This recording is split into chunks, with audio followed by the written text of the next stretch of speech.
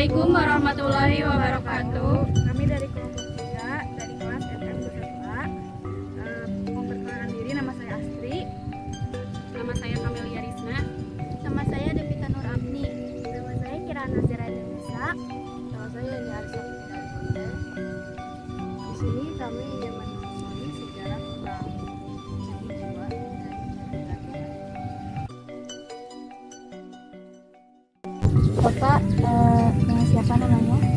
Nama kami itu Mahmud selaku juru pelihara Candi Blandong.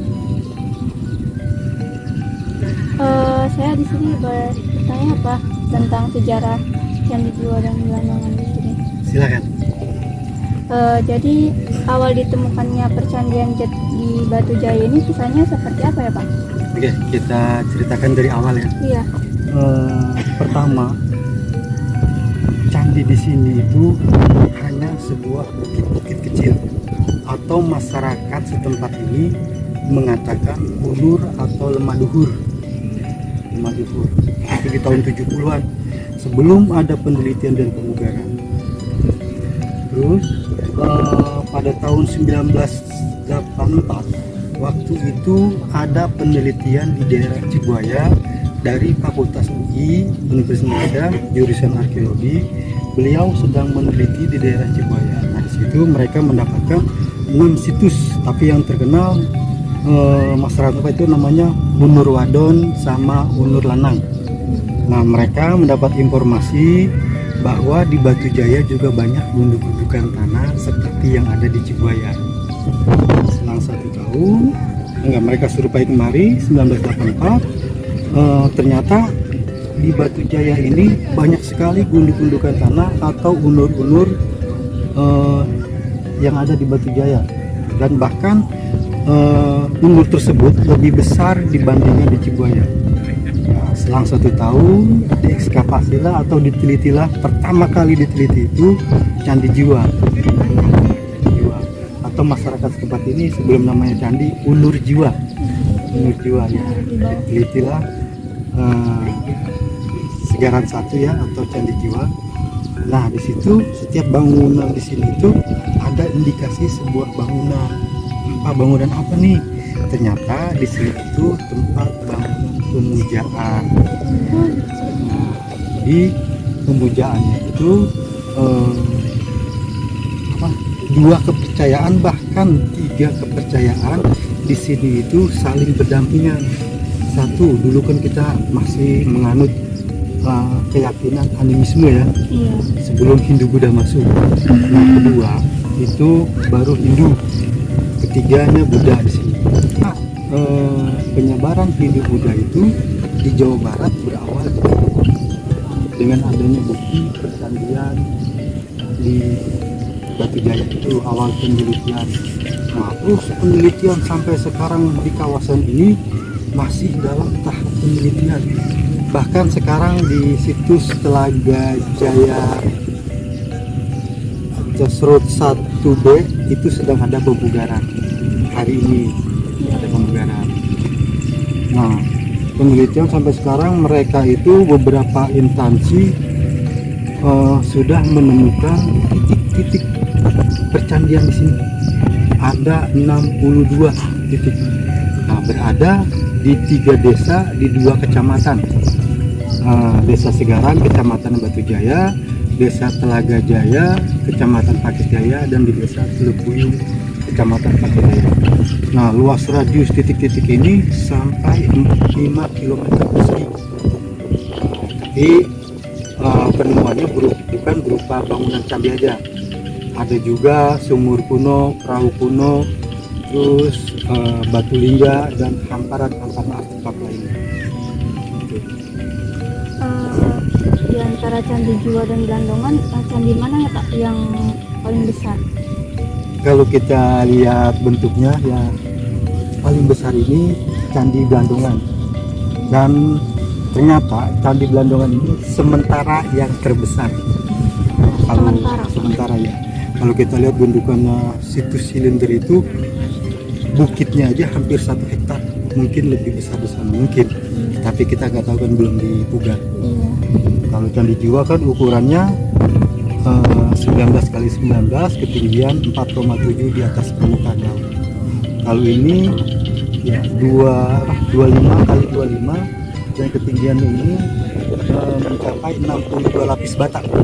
Kita sudah ke bawah itu sampai 62 lapis bata.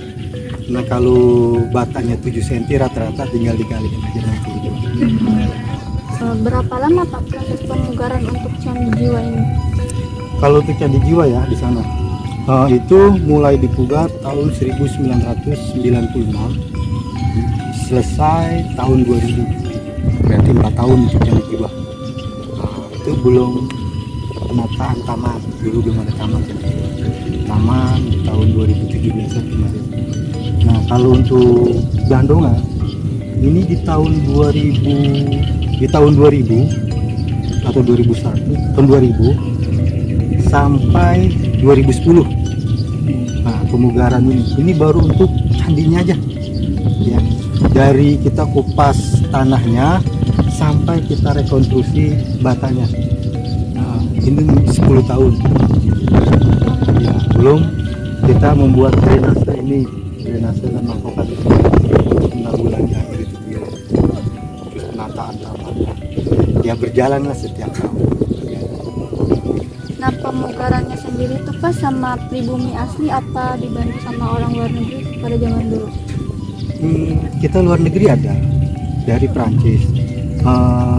Mereka itu cuma meneliti aja, membantu penelitian. Kan kita di batu ini kan ya berapa nih ya bangunan batu ini yang bisa ketahuan dengan ya karbon dating itu kan bisa ketahuan umur usia atau batu ini. Itu dia membantu seperti itu. Dan untuk teknologi ya arkeolog itu ya WNI warga Indonesia. Kalau untuk tenaga gali-gali ya gali-gali itu masyarakat setempat ya untuk apa namanya pekerja di bumi. Dan mereka juga harus dikasih materi-materi biar dia cara menggali itu bagaimana gitu kan. Cara menggali, kalau orang kampung kan kalau menggali asal mau kan. Tapi kalau penelitian itu menggali itu dia dengan metode kan. Dia biasanya per kotak dan setiap dia ada yang pakai speed ya, ada yang pakai speed penggaliannya itu satu speed 15 cm rata potong. Ada yang per layer lapisan tanah itu setiap habis lapisan tanah potong. Nah di situ ada apa aja temuannya, nah, lihat rekam. Dari hasil penelitian tersebut kurang lebih dari setiap kerajaan apa ya Pak? Nah kalau dari penelitian ini dari kerajaan Tarumanegara, kerajaannya Purnawarman. Nah itu di abad 5 sampai 7 semakin dibahas. Dan dari 7 sampai 9 itu ada pengaruh kerajaan Sriwijaya. Sriwijaya. Nah kalau kerajaan Tarumanegara kan Hindu ya. Kalau Sriwijaya Buddha. Nah, di situ dia mempengaruhi keyakinan. Jadi disitulah dua keyakinan Kan melakukan pemugaran. Terus apakah langsung ditemukan candi sebesar ini, maksudnya udah jadi segede gini gitu Pak? Iya. Enggak. Iya. Kita juga namanya bangunan di abad kelima ya. Iya. Udah berapa ribu tahun ya? Iya. 1500 tahun yang lalu. Ya, ada yang besar, ada yang Nggak beraturan ya Pak? ada yang terkupas. Ini tempat kemari. Dan kita kelihatan ya, ada batu baru sama batu lamanya terlihat. Nah kalau sudut ini kan ada batu baru tuh. Nah itu kita dinding itu biasanya lepas bata kulitnya. Kalau lepas bata kulitnya itu harus diganti dengan bata baru. Tapi dengan catatan kalau kita membongkar mengganti bata harus sama dengan ukuran yang ada. Kalau panjangnya batu 50 ya harus diganti dengan 50. Selama tebalnya 8 harus diganti dengan 8. Terus yang memberi nama candi ini, Candi Jiwa sama Candi Gandongan itu siapa ya Pak? Nah, kalau penamaan candi di sini berdasarkan dari mitos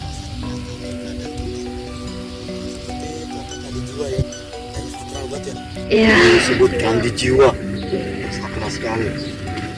Itu di tahun 70-an, nah candi jiwa ini digunakan sama masyarakat ini untuk gembala kambing. Gembala atau gembala? Iya, tahu kan. Ngangon ya. Biasa kawan itu ngangon. Tempat untuk ngangon kambing. Nah ketika itu kambingnya ada yang mati secara misterius, kita nggak tahu ya apakah digigit ular, karena orang dulu itu awam sekali sama makhluk yang ini kan, saat ini kan ya gitu. Nah dia bilang sama warga, Unur sudah minta jiwa. Nah dinamakan sama warga Unur jiwa. Setelah diteliti bahwa itu candi, sekarang candi jiwa. Nah itu penamaan dari masyarakat. Tapi kalau penamaan penelitian itu candi Segaran 1. Kenapa Segaran 1? Karena yang pertama kali diteliti. Di sini juga ditemuin kerangka manusia. Itu kerangka manusianya itu dikubur di tempat lain atau masih di sini, Pak? Kalau penemuan kerangka manusia ini kan kita angkat semua, kita angkat dan kita simpan di museum. Kalau kita ke museum dari sini, ya, itu ada satu kerangka yang betul kita angkat dengan tanah-tanah. Mungkin kumpulan kecil, dia enak diangkatnya, itu apa? Belum dewasa ya kerangkanya. Kalau udah dewasa, biasanya itu dia kerangkanya bawa bekal kubur. Gitu. Ketika dia bawa senjata, terus juga di atasnya ada bekal kubur gitu, di dada.